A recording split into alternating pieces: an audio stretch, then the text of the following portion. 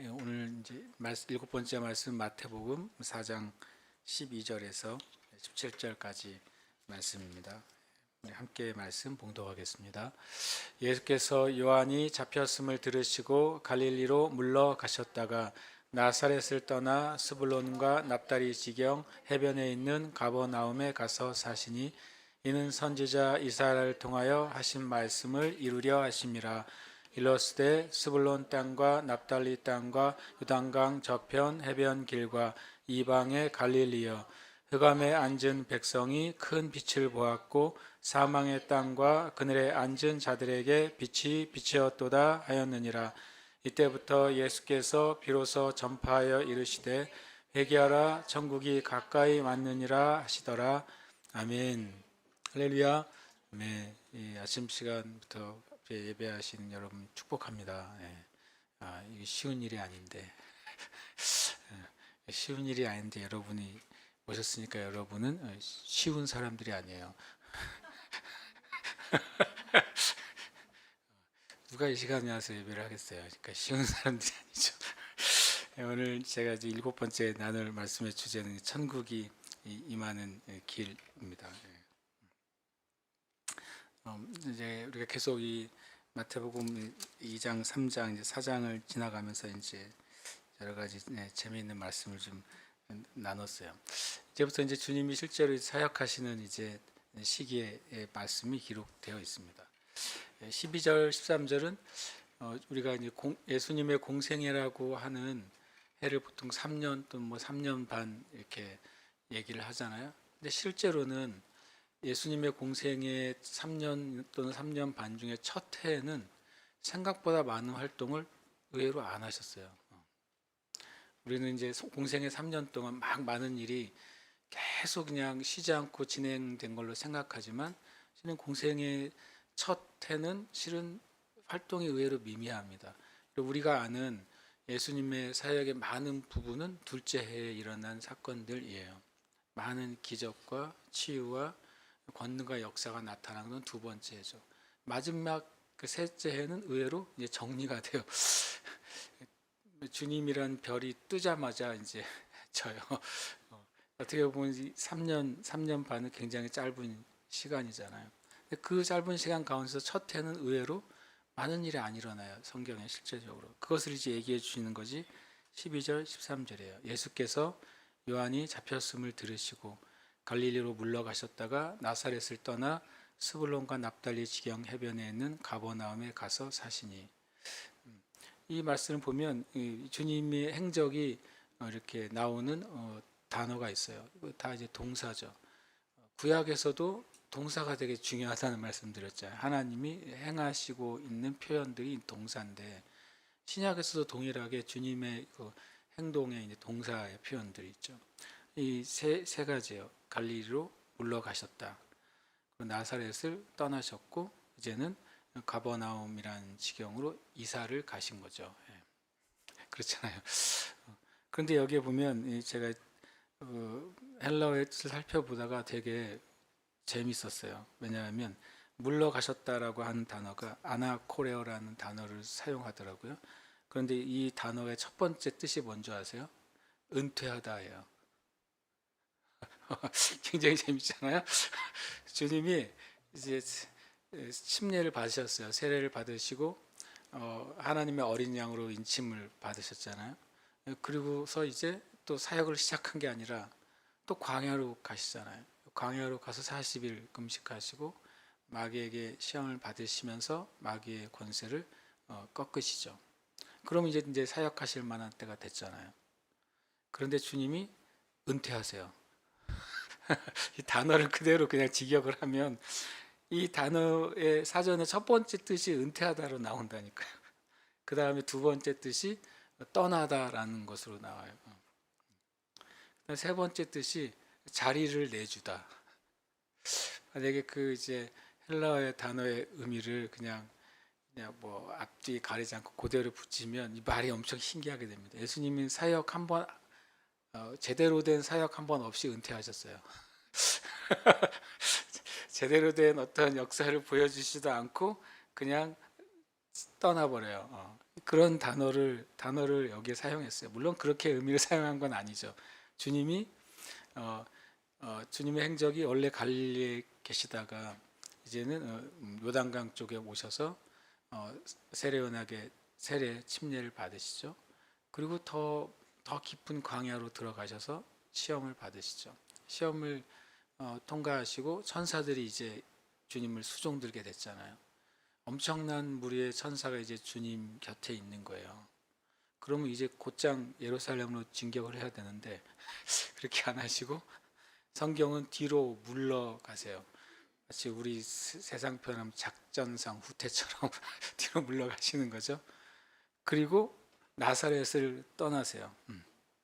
나사렛이 예수님의 그 어린 시절과 젊은 시절에 그 공생애가 시작되기 전에 근거지잖아요. 나사렛은 그래도 가버나움보다 좀 낫습니다. 이 당시 그 예수님 당시에 나사렛 바로 옆에 세포리스라는 지명이 있습니다. 여러분 성경 지명 보시면 그 세포리스라는 지명이 나오는데 세포리스는 나름 이제 우리식으로 하면 도회지예요. 이제 로마의 그런 어떤 정부 관료가 있거나 우리식으로 하면 뭐 동사무소 내지는 뭐 그런 게 있는 곳이 세포리스고 거기는 많이 사람들이 왕래가 있는 곳이고 나사렛은 바로 옆에 있었어요. 세포리스 옆에. 그러니까 나사렛을 떠났다고 하는 것은 실은 나름 다운타운을 떠난 거예요. 당시에 그 갈릴리 지역에 있어 다운타운이 세포리스인데 거기를 오히려 떠나셨어요. 떠나서 어디로 갑니까? 스불론과 납달리 지경에 있는 가버나움. 갈릴리 지역에서 북쪽 지역이죠. 그러니까 실은 가버나움이 그렇게 큰 도시가 아니라 아주 조그만한 도시예요. 어촌이죠, 어촌. 전 제주에 와서 실제로 어촌을 처음 봤어요. 어촌이 어떻구나 하는 사실을 처음. 제주의 어촌은 올레길로 이루어져 있잖아요. 제주의 어촌의 특징은 절대로 차 가지고 들어가면 안 된다는 것. 마주보는 차가 왔을 때는 어찌 갈 바를 알지 못하는 좁은 길이잖아요. 그러니까 가버나움은 실은 굉장히 작은 동네입니다. 지금 뭐 성지순례 가면 나름 가버나움이 이제 길도 잘 닦여져 있고 가버나움 회당도 이제 보존이 나름 되어 있잖아요. 가버나움 회당에 보면 한쪽 옆이 이렇게 밑에 지층이 보이게 되어 있는데 지금 현재 지층은 이제 아주 뭐 대리석처럼 되어 있고 그 밑에 옛날 돌들이 깔려 있어요. 몇 칸 내려가면 시커먼 돌이 있어요. 그 시커먼 돌의 층이 예수님 당시에 그 가버나움 회당의 실제 돌의 층이에요. 그다음에 아시지만 갈릴리에 있는 돌들은 제주도에 있는 돌하고 같습니다. 현무암이에요. 그래서 처음에 갈릴리 가면 저는 제주도 같았어요. 왜냐하면 갈릴리 호수가 쭉 있는데 호수보다는 좀 큰 편이니까 10몇 킬로가 되잖아요. 그러니까 겉이 엄청 멀리 보이는데 그 돌들이 전부 제주도 바다 돌인 거예요. 제가 깜짝 놀랐어요. 아니 여기 제주도잖아. 그랬더니 그 가이드한 선교사님이 저보고 잘 봤대요. 이게 다 현무암이래요. 그러니까 이게 훌라 그 호수가 있고 그 다음에 갈릴리 바다가 있고 요단강이 있고 그 다음에 사해가 있잖아요. 거기서부터 계속 내려가는 밑에까지 내려가는 것이 단층 지대입니다. 단층 지대에 이제 전에 이제 지각 활동이 있었기 때문에 그 안에 있는 것들은 다 화산암이죠. 그래서 다 현무암으로 되어 있어요. 제주도 분들은 가면 깜짝 놀래요. 그러니까 그 가버나움 회당에 그때 가버나움 회당을 지었잖아요. 누가 지었습니까? 백부장이 후원해서 지었잖아요. 예수님께 백부장의 종이 아팠을 때 사람들이 뭐라고 말합니까? 그는 우리를 존중한다. 그리고 회당을 지었다라고 말했거든요. 그래서 그 가버나움 회당이 백부장의 후원으로 지어졌을 가능성이 크다고 보거든요. 그 회당의 지층이 지금 남아 있어요. 근데 현무암으로 지었나 봐요. 돌이 시커매요. 근데 가버나움은 실제로 마을은 엄청 작은 조그마한 어촌 마을인 거죠. 그리고 떠났다고 하는 표현도 헬라어 단어를 찾아보니까 또 재밌는 표현이 있어요. 아까 물러가셨다의 첫 번째 단어가 뭐라고요? 은퇴하다였는데 이 떠났다고 하는 단어의 첫 번째 단어가 버리고 포기하다 이런 뜻이에요. 주님이 나사렛을 버렸어요. 나사렛을 포기했어요. 자기의 삶의 근거지를 이제 버리고 포기한 거예요, 실은요. 실은 나사렛에 누가 계셨겠어요? 실은 육신의 어머니가 있었겠죠. 그렇죠. 나사렛에 육신의 어머니와 동생들이 있었겠죠. 근데 그때 가버나움으로 가요. 그런데 이제 가만히 생각해 보면 나중에 주님이 가버나움으로 가서 말씀을 전하실 때 그 가버나움에 있는 해당 사람들이 저 사람은 목수의 아들이 아니야? 이렇게 말했어요. 그의 동생들이 우리와 함께 있지 않아? 그랬어요. 그걸 통해서 제가 뭘 이제 생각하게 됐냐면 나사렛에서 실은 자라서 어떤 삶의 기반이 있었는데 떠나서 가버나움에 가서 진짜로 사신 거예요. 주님이 갈릴리에 있다가 나사렛 찍고 가버나움 찍고 사역하셨으면 사람들이 가버나움에서 그렇게 예수님을 대하지 않을 거였어요. 가버나움에서 일정 기간 실제로 거주하신 거예요. 그래서 가버나움이 그 다음부터 이제 예수님의 공생의 거점이 되죠. 그래서 예수님의 본 동네를 가버나움이라고 합니다. 실제로는 예수님이 사역하기 전까지의 본 동네는 나사렛이었잖아요. 어린 시절의 모든 추억은 나사렛에 있어요. 그리고 예수님의 청소년기와 청년기의 모든 스토리도 나사렛에 있어요. 주님이 거기를 떠나세요. 여기 떠난다는 단어가 버리다, 포기하다 이런 단어라고 말씀드렸죠. 완전히 버리신 거죠. 포기하셨어요. 그리고 가버나움에게 가서 사셨다. 살았다는 단어도 또 되게 문장만으로는 좀 황당해요. 사셨다고 하는 이제 헬라어는 카토이케오라는 단어를 쓰는데 첫 번째 그 사전의 첫 번째 뜻이 영원히 거주하다라는 뜻이에요. 그리고 거기에 실제로 주소지를 옮겼다는 사실을 말하고 있습니다. 주님이 공생애를 시작하셨어요. 주님이 하나님께 인치심을 받았어요. 너는 사랑하는 아들이요 내 기뻐하는 자라고 하는 초자연적인 그리고 영적인 그리고 하나님의 나라의 이제 구원사의 시작이 열렸어요. 그리고 광야에서 모든 사단의 시험을 말씀으로 통과하셨어요. 그리고 사단이 떠나갔습니다. 그리고 하늘로부터 천사의 무리가 예수님을 수종들게 됐어요. 이제 뭐 부족한 게 없잖아요. 이제 사역하시면 되는 거였어요. 근데 주님이 놀랍게도 이때 뒤로 물러가세요. 더 사람이 없는 곳으로 가세요. 더 촌으로 들어가세요. 더 사람들이 볼 땐 무명한 장소로 가세요. 실은 일을 하셔야 되는데 더 많은 사람을 구원하셔야 되고 열방에 주님의 그 구원의 이름이 드러나야 되는데 주님은 반대로 행동하세요. 제가 6번째 말씀 중에 나눴지만 하나님이 때로는 우리를 부르심의 자리로 인도할 때 어느 순간에는 놀랍게도 우리가 잊혀진 존재 같은 시간을 허락하실 때가 있어요. 그것은 큰 시험의 시간이죠.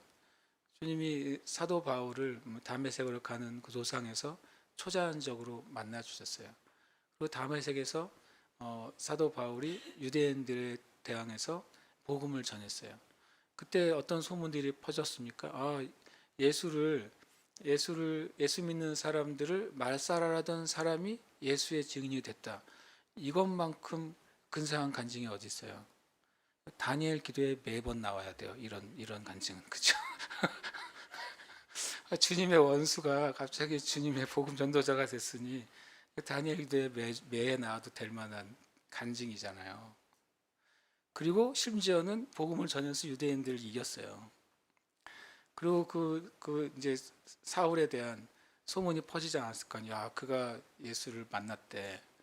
그리고 갑자기 돌변해가지고 다메섹에 예수 믿는 사람 잡으러 왔다가 예수를 전하기 시작했고, 이 유대인들이 꼼짝 못한대.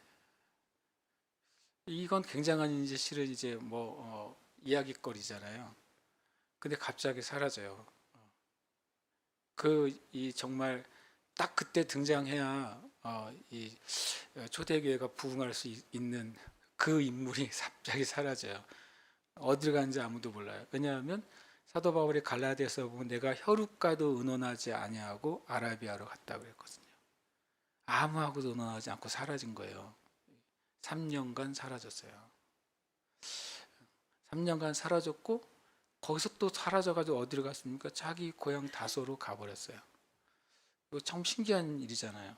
우리가 보기에는 지금이 물 들어올 때 노져와야 되는데 갑자기 사울이 사라진 거예요. 이 하나님의 역사의 증인, 원수를 바꾸신 하나님의 역사의 증인이 갑자기 사라졌어요. 그리고 다소에 가서도 꼼짝말을 하고 조용히 그냥 혼자 숨어 지내요. 그 초대교회 전승에 의하면 다소에서 혼자 전도했다고 되어 있어요. 근데 그 전도하는 상황이 얼마나 미미했으면 사도행전에 나오질 않아요. 나중에 누가 그 진흙 속의 진주를 캘 때까지요. 바나바가 성령의 인도하심을 따라 그 다소까지 가서 안디옥에서 다소까지 가는 여행길이 엄청 멀어요. 거기까지 가서 사울을 수소문해서 그를 설득해서 다시 안독으로 데려올 때까지 어떤 분들에게 10년 걸렸다고 말하기도 합니다. 가끔은 때로는 하나님이 어떤 하나님의 부르심을 위해서 누군가를 부르셨을 때 여섯 번째 시간에 말했지만 무명의 시간이 놀랍게도 있어요. 그래서 무명의 시간을 더 뛰어넘어서 무존재의 상태로 끌고 가실 때도 있어요. 자기 자신도 내가 아무것도 아니야 라고 할 때까지 끌고 가실 수도 있어요. 근데 주님은 스스로 그렇게 하세요. 스스로 물러가시고 자기의 삶의 거처를 스스로 떠나시고 이제는 오히려 더 작은 곳, 더 낮은 곳 가버나움으로 가서 아예 눌러 사세요. 그냥 우리가 이제 예측해 볼 때 한 1년 정도는 사셨다고 최소한 볼 수가 있어요. 그 사시는 동안에 몇 가지 일을 하시죠. 그 사시는 동안에 몇 가지 사건이 벌어지죠. 그러나 예수님의 전체 사역의 중심은 거기에 실은 없었어요. 신기하게도. 그냥 거기서 사신 것입니다. 왜 사셨을까 때문에 제가 좀 묵상을 하게 됐어요. 근데 뒤에 이 사건에 대해서 뭐라고 말하는지를 우리는 이제 보게 됩니다. 뭐라고 말합니까? 뭐라고 말하냐면 우리 성경을 미리 볼까요? 보시면 이렇게 되어 있습니다. 16절에 흑암에 앉은 백성이 큰 빛을 보았고 사망의 땅과 그늘에 앉은 자들에게 빛이 빛이었도다. 이것이 예수님이 갈릴리로 후퇴하시고 나사렛을 버리시고 가서 사신 그 가버나움에 들어간 사건을 그렇게 묘사하고 있어요. 빛이 되신 거예요. 그래서 이 말씀을 묵상하다가 제 마음에 이런 말이 떠올랐어요.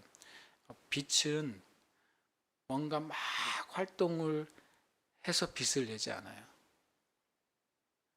빛은 존재로 빛을 내는 거예요. 예수님이 갈릴리에서 나사렛으로 갔어서 가버나움을 간 사건을 성경은 주님이 빛으로 임하신 사건이라고 그래요. 이때 주님은 사역하지 않았어요. 그런데 성경은 그때가 빛으로 임한 일이라고 말씀하신다는 거예요. 선지자 이사야를 통해 하신 말씀을 이루려 하심이라. 이사야 9장 1절 2절에 스불론 땅과 납달리 땅과 요단강 저편 해변길과 이방의 갈릴리여라고 말을 합니다. 왜 스불론 납달리 해변길 이방의 갈릴리라는 이방이라는 표현을 쓸까요? 그 이유는 이 지역이 북이스라엘이 멸망할 때 제일 먼저 아스리아의 침략을 받고 제일 먼저 사람들이 잡혀간 자리이기 때문에 그렇습니다. 그리고 아수르의 정책도 동일하게 그들이 포로로 간 잡은 숫자만큼 그 자리에 아수르 사람들을 데려다 놓고 살게 했어요. 그러니까 이스라엘 역사 가운데 가장 먼저 혼혈이 공식적으로 시작된 장소예요. 가장 먼저 유대 전통이 깨어진 장소죠. 유대인들은 자신들도 그렇게 거룩하지 않으면서 이런 걸 굉장히 싫어하잖아요. 왜 사마리아를 쳐다보지도 않고 사마리아 땅을 향해서 침을 뱉었습니까? 사마리아 지역도 그런 지역이었기 때문에 그래요. 그들이 보기에 순수한 유대 혈통과 유대 문화를 잃어버린 장소라고 여겼기 때문이죠. 갈릴리가 원래 첫 번째 더 그 일이 일어났어요.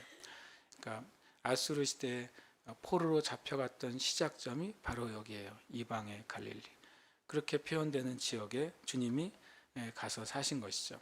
그래서 그것을 이렇게 말합니다. 흑암에 앉은 백성이 큰 빛을 보았고 사망과 그늘에 앉은 자들에게 빛이 비치었도다 라고 이제 표현합니다. 사실 여기 좀 보시면 천국이 임하는 것은 쉽게 말하면 빛이 임하는 거예요. 천국이 어떤 개인에게 임한다고 하는 것도 빛이 임해야 천국이 임하는 거예요.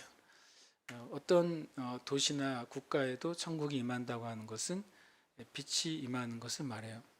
여기서는 빛은 예수님을 말씀하세요. 누군가에게 천국이 임한다고 하는 것은 예수님이 임하는 것입니다. 예수님이 임하지 않고 천국이 임할 수는 없는 거예요. 그리고 동일하게 어느 나라 민족에도 천국이 임한다고 하는 것은 빛이신 예수님이 임하는 것이죠. 그래서 근데 그 빛이신 예수님은 항상 말씀으로 임하십니다. 왜냐하면 뒤에 이 말씀 말하고 있어요. 흑암에 앉은 백성이 빛을 보았고 빛이 비춰졌어요. 그것을 뭐라고 이것은 이사야 말씀을 인용한 거죠.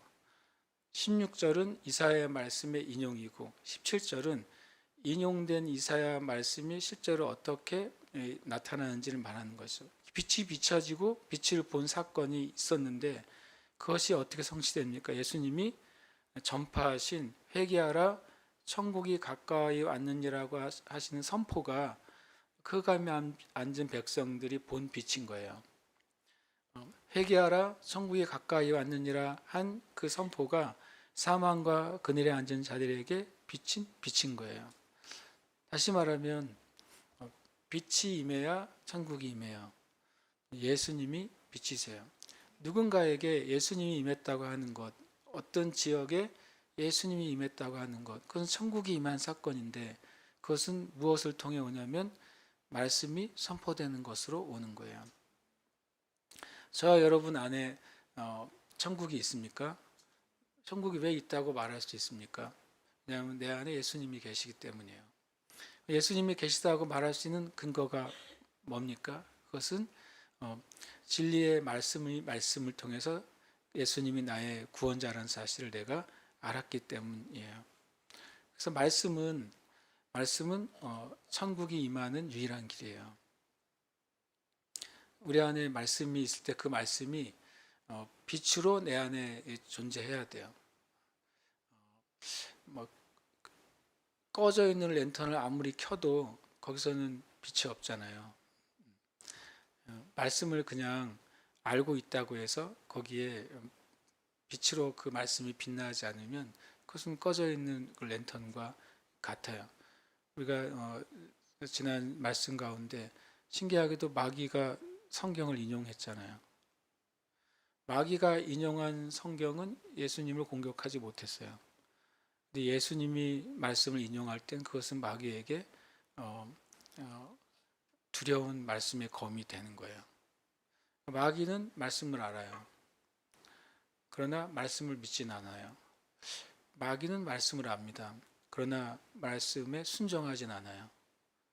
마귀는 말씀을 압니다. 그러나 말씀을 사모하진 않아요.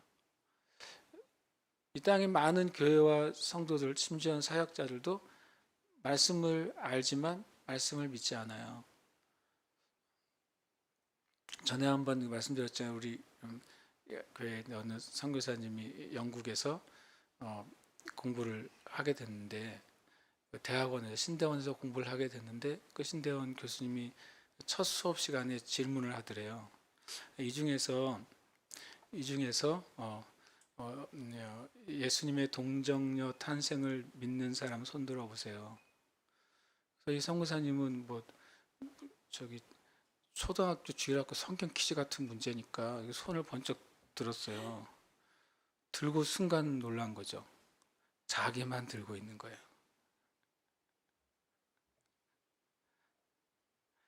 그때 그 교수님이 이렇게 말했대요. 아직도 그걸 믿는 분이 있네요. 이거 실화 사건이에요. 제가 들은 실화 사건.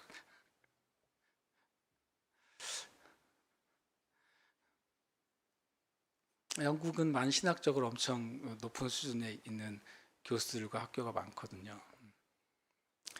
그러니까 말씀은 알고 있지만 말씀은 믿지 않는 그런 미혹의 시대에 와 있어요. 진짜 미혹은 마귀에게 미혹되는 게 아니라 말씀을 믿지 않는 것 자체가 미혹이에요. 그리고 말씀은 믿지만 말씀에 순종하지 않는 시대에 우리가 살고 있어요. 말씀은 믿죠. 그런데 이렇게 말할 수 있어요.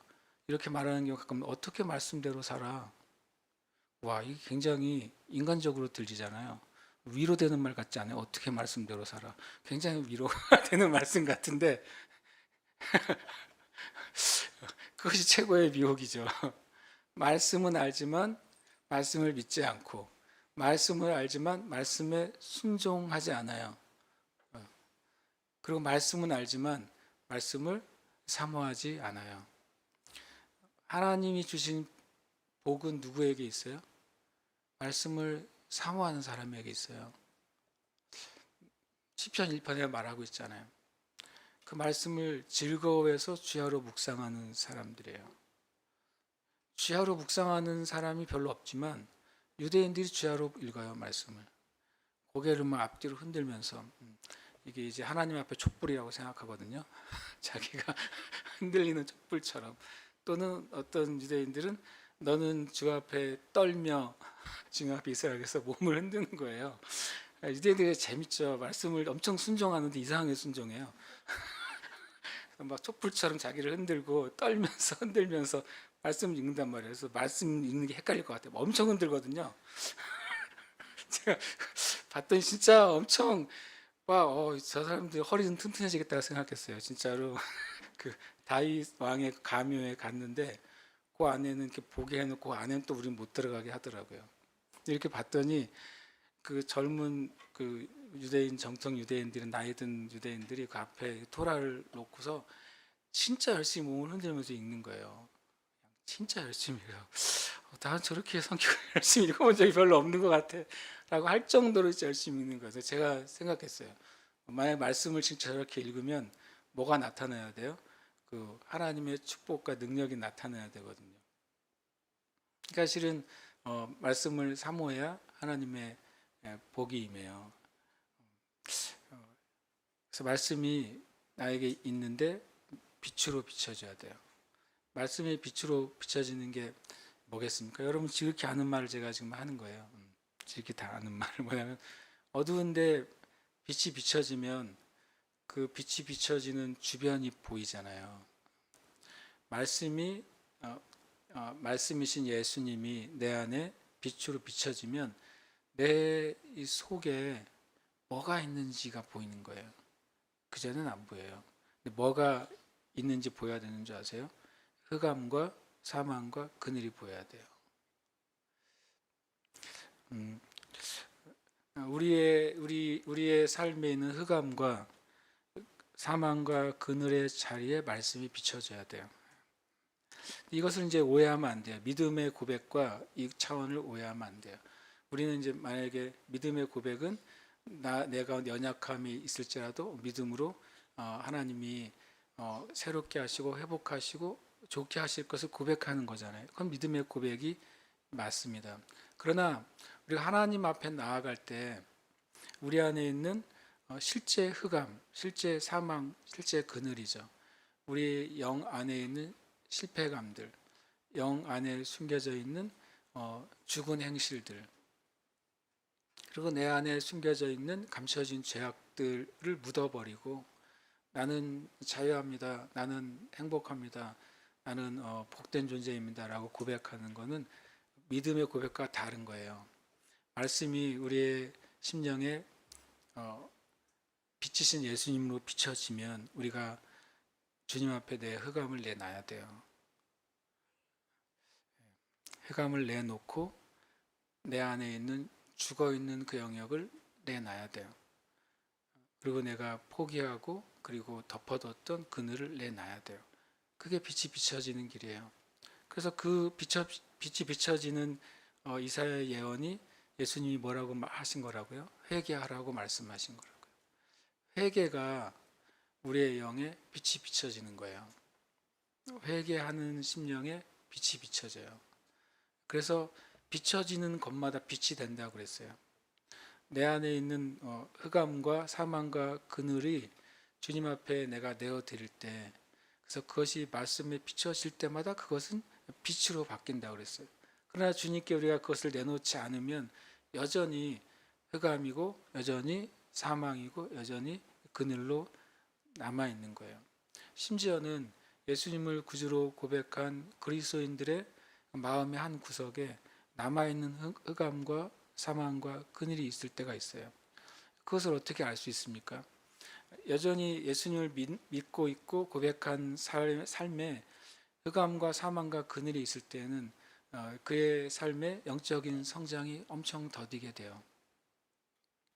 부르심의 삶 가운데 자신이 온전히 드려지는 것이 굉장히 힘들어지게 돼요.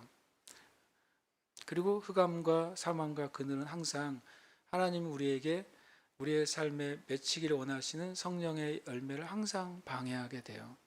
그래서 우리가 우리의 삶에 우리는 간절히 원하지만 성령의 열매가 맺혀지는 삶을 간절히 갈망하는데 어떤 영역이 마치 구멍 난 것처럼 그 영역은 계속 열매가 맺혀지지 못해요. 왜 그렇습니까? 우리에게 빛이 임하지 않았기 때문이에요. 회개하지 않았기 때문이에요.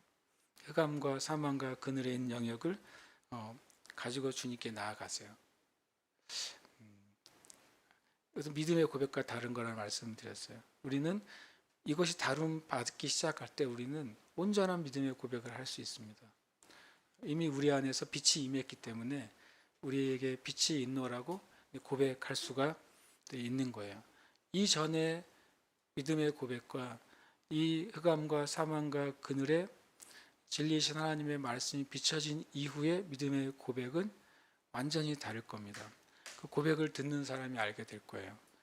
그러니까 그 말씀 뭐죠? 빛은 열심히 움직여서 자기 존재를 증명하는 게 아니에요. 빛은 빛 자체로 존재하는 거예요. 주님이 갈릴리로 물러가시고 나사렛에 떠나시고 가버나움으로 거기서 그냥 사셨어요. 그런데 성경은 그게 빛이 비춰진 사건이라고 그래요. 주님이 거기에 계신 것으로 주님의 존재로 거기에 빛이 비춰진 거예요. 그럼 그리스도인은 실은 그렇게 부름 받았다고 저는 믿어요. 주님 우리에게 각자에게 주신 사명이 당연히 있어요. 근데 사명은 빛을 내기 위해서 움직이는 활동이 아닌 거예요. 우리가 주님을 위해 섬기는 일들은 많이 섬기면 더 빛이 나는 게 아니에요. 주님이 사역을 많이 하면 더 빛이 되셨습니까? 아닙니다. 주님 빛이신 존재만으로 이미 빛이셨어요. 그분이 병자를 안 고쳐도 그분은 빛이신 거예요. 그분이 심지어 만약에 하루 종일 누구에게 설교하지 않고 계셔도 그분은 빛이신 거예요. 귀신을 쫓지 않고 계셔도 빛이신 거죠. 그리스도인은 그렇게 부름 받았다고 저는 믿어요. 우리는 우리 자신을 증명하기 위해서 사역하고 섬기고 봉사하는 게 아닙니다. 우리가 빛이기 때문에 우리는 섬길 수 있는 거예요. 빛이기 때문에 헌신할 수 있고 빛이기 때문에 우리가 봉사할 수 있어요. 빛이기 때문에 우리 자신의 것을 다 내줘도 문제가 없는 존재가 되는 것입니다. 저 여러분이 이 천국에 이르는 길, 하나님 나라에 이르는 길, 반대로 하나님 나라가 우리에게 임하는 길은 뭐냐면 주님의 말씀이 빛으로 임하는 거예요. 저 여러분이 오늘 읽은 말씀이 내 안에 말씀이신 주님이 빛으로 임해야 돼요. 그래서 내 안을 빛으로 밝혀 주셔야 돼요. 내 생각이 내가 읽은 말씀에 의해서 밝혀져야 돼요. 나의 마음이 내가 읽은 말씀에 의해서 밝혀져야 돼요. 내가 가지고 있는 진짜 동기와 목적이 말씀에 의해서 드러나야 돼요.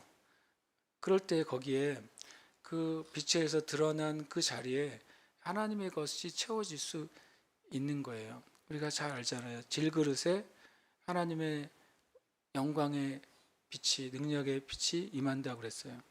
그 질그릇은 깨끗한 그릇에 임한다고 말씀하셨어요. 성경에서 깨끗한 그릇은 빛이 비춰져서 빛이 비춰진 그릇이에요. 우리의 심령에 말씀이 빛으로 비춰질 때에만 우리는 주님에 의해서 깨끗하다고 인정받을 수 있는 것입니다. 함께 이 시간 기도합시다. 이 시간 기도할 때 제가 억지로 여러분 안에 어떤 흑암과 사망과 그늘을 끌어내자고 기도하는 게 아니에요. 아시죠? 하나님 앞에 나아가는 거죠. 하나님 앞에 나아가서 주님, 저는 주님이 제 가운데 빛으로 계신 걸 믿습니다. 또 주님이 말씀이시기 때문에 그 말씀으로 제 가운데 빛으로 비춰 주십시오. 그래서 제 마음이 온전히 흑암과 사망과 그늘의 빛으로 임하신 주님으로 인해서 거기에 생명이 역사했던 것처럼 주님 제 삶 가운데도 온전한 생명의 역사, 온전한 빛의 역사로 가득하게 하여 주시옵소서. 앞에 이 시간 함께 기도하십시다.